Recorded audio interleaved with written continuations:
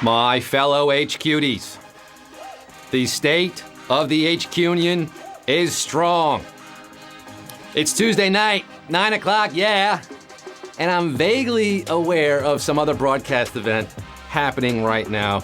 I was flipping around the TV earlier, couldn't find any coverage on it. But I think you and I both know that you're gonna learn a heck of a lot more watching me tonight than you would watching that other guy. And I can guarantee far fewer cutaways to Chuck Schumer. Because this is HQ, the trivia game show on your phone where you answer questions to win cash. And I am your host with the pot roast, Scott Rogowski, aka Quizly Man, directed by Werner Herzog. Coming at you from the greatest city on earth, the city that never sleeps, the birthplace of the pebbled trash can, South Newbridge, New Jersey.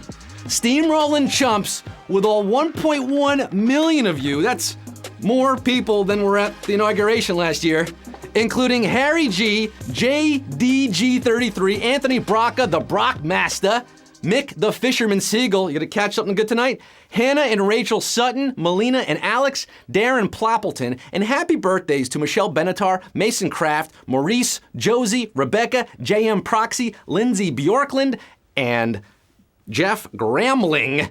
A lot of birthdays tonight. Also, feel better, Zach. Zach's watching, not feeling too well tonight. Is this your first time joining our congressional chambers? Well, let me give you Rogo's rules of order. I ask 12 questions. They start easy, get harder. You have 10 seconds to answer them when I start reading. And if you get them all right, you win or split our cash prize. That's right, and tonight's prize is 2,500 DACAs, 2,500 dreamers, $2,500. That is a lot of lucre. You could buy season tickets to the Newbridge Ratmen with that kind of money and have enough left over for a Gus Brennan signed ball. You know, President Washington began the State of the Union tradition in 1790 after reminding the nation that the destiny of self-government and the preservation of the sacred fire of liberty is finally staked on the experiment entrusted to the hands of the American people. Well, that experiment has clearly failed. But tonight, you could accomplish personal greatness, your own success, staking your own claim to HQ glory. I've done my research. Have you done yours? Let's get down to the nitty-gritty, baby. Let's get this show on the road. Numero uno. Which of these is a U.S. postage stamp? Terrence stamp, Forever stamp, or rubber stamp? A United States postage stamp. You can use this to send mail. Have you heard of mail? It's a relic of the last century. You buy it now, you buy the stamp now, and it's good forever when sending first-class mail. That's why it's called the Forever stamp. Yes, forever. And look at that. On the first question tonight, we just lost over 300,000. The Forever stamp. 876,195 of you knew it.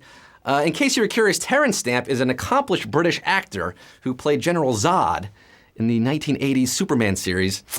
You can't send him through the mail, but we have 876,000 going priority to Q2. The rest of you canceled after Q1. Q2, most humans have how many kidneys? 2, 0, or 10? We are going all in on kidneys here at HQ lately. You gotta know your organs. I mean, this will be on the MCAT. Most of us are born with 2 kidneys, if we're lucky. And if we're lucky, you die with 2 kidneys. 2 kidneys is your answer. 864,283, you got it. Maybe that should have been the first question. Sheesh. Stamps. You don't know your stamps, but you know your kidneys. I guess kidneys are more important. 941 tap, 10 kidneys. I don't know where you would have room for all of those. It's a lot of kidneys. Over 3,000 suffering renal failure after Q2. We got Q3. Which of these instruments is considered a woodwind? Clarinet, trumpet, or violin?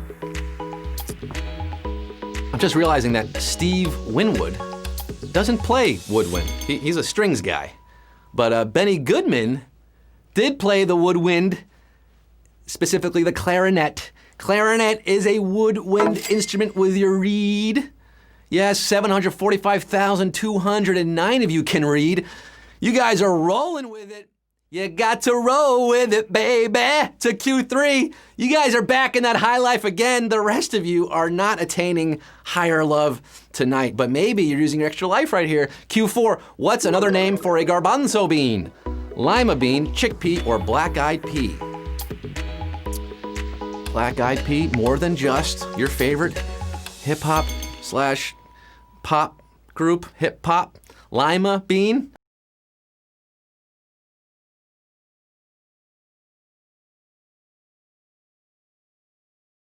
Dalton Garlic, you got some hummus, baby. Garbanzo, by any other name, is a chickpea. Garbanzo bean is your chickpea, and 572,742 of you are saying chick it out. You guys are getting it right. The rest of you chickpeeing your pants. If peeing your pants is cool, consider me Miles Davis. Q5, what Ivy League school is located in a city with the same name? Cornell, Dartmouth, or Princeton? Yeah, Ivy Leagues. Any Ivy Leaguers in the game tonight? Any junior Ivy Leaguers? Cornell doles out their so-called higher education in Ithaca, New York, and Dartmouth is tucked away in Hanover, New Hampshire, but Princeton is in Princeton. So even Princeton students can find it on a map. 351,474 of you getting honorary degrees from HQ University tonight, crawling up this quiz like Ivy. The rest of you, over 200,000, getting deferred, ultimately rejected. Q6, the government vehicle called Marine One is usually what kind of machine? A limousine, a helicopter, or a battleship? Marine One. When the president travels on a Marine Corps aircraft, it gets the call sign Marine One. It's usually a helicopter. Vice President gets Marine Two, and the Deputy Secretary of Health and Human Services gets Greyhound. I'm assuming 235,355 of you are the few, the proud, the H-cuties. The rest of you crash landing at Q6. I sunk your battleship. Not battleship. Q7, past the halfway point. What was the first registered trademark for a breakfast cereal? Quaker Oats, Kellogg's Corn Flakes, or Wheaties? Breakfast cereal, the first ever registered breakfast cereal. It was registered in 1877. The patent included a figure of a man in Quaker garb. That is from the patent itself. Quaker Oats is your answer. 80,545, you got it right on a brutal Q7. Quaker was selected because of its associations with good quality and honest value. The more you know. 80,545 of you are Quaker goats, the greatest of all time, perhaps. The rest of you quaking in your boots. Q8, when it comes to clothing design, what is a frog, a braided fastener, crystal applique, or a cap sleeve? So it's not what you think it is. It's not an amphibious creature eating bugs on a lily pad. It is often found on old school military clothing. Frogs stretch across the front of a garment, usually, as a decorative closure or fastener. Braided fastener is the answer. Why are they called frogs?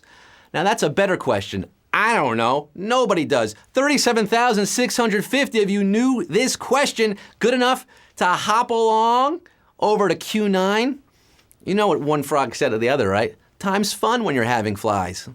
37,650 left for Q9. The mouse that came with the original 1998 iMac was criticized for being what? Wireless, large, or round?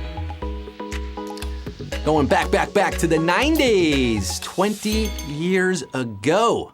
Oh, 98 was a good year. Apple USB mouse. The Apple USB mouse was nicknamed the hockey puck, and people wanted to whack it with a stick. It was perfectly round in shape, and it tended to rotate as you used it. Not exactly ergonomically designed.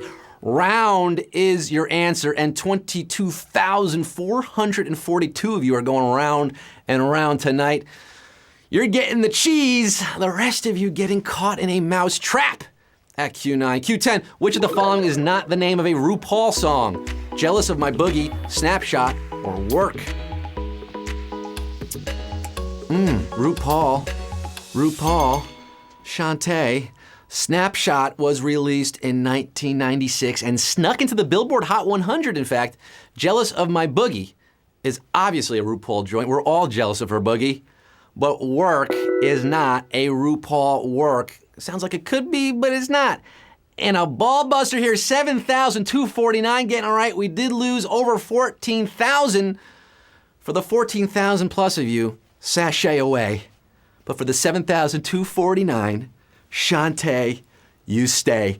Q11, the penultimate question. Which of these universities is named after a former owner of the Staten Island Ferry? Carnegie Mellon, Stetson, or Vanderbilt? Carnegie Mellon, Stetson, or Vandy? Before branching into railroads, Cornelius Vanderbilt amassed a fortune by monopolizing ferry routes in the New York Harbor. Vanderbilt is your answer. 2,995 of you. Ferrying on to Q12. Shout out to the Commodores. The Vanderbilt sports teams are called the Commodores in his honor. Pedro Alvarez, David Price, Mike Minor, Dansby Swanson, Sonny Gray. Some great baseball players coming out of Vandy. This is it, folks. The final question, Q12. It all boils down to this. 2,995 players. $2,500. Who's going to make that money move on this topical Q12? What did the first ever State of the Union hero in the balcony do to earn his invitation? Build a hospital, serve as a POW, or rescue a drowning woman? Hero in the balcony. Do you know what this is? This is a tradition that was begun by Ronald Reagan in 1982 at the State of the Union address, recognizing acts of kindness, courage, and heroism. The president invites people who he admires, his heroes, to the State of the Union, puts them on the balcony. Who are the heroes tonight for Trump's speech? Is Ron Jeremy up there? Maybe he's just got a Scarface poster sitting there. The first hero of the balcony was a man named Lenny Skutnik. And here's another fun fact. The heroes have been nicknamed Skutniks ever since. What did Lenny Skutnik do to earn such an honor? He dove into the icy cold waters of the Potomac River to rescue a female victim of Air Florida Flight 90's plane crash, saving her life. Rescuing a drowning woman, we got 1,278 winners, baby!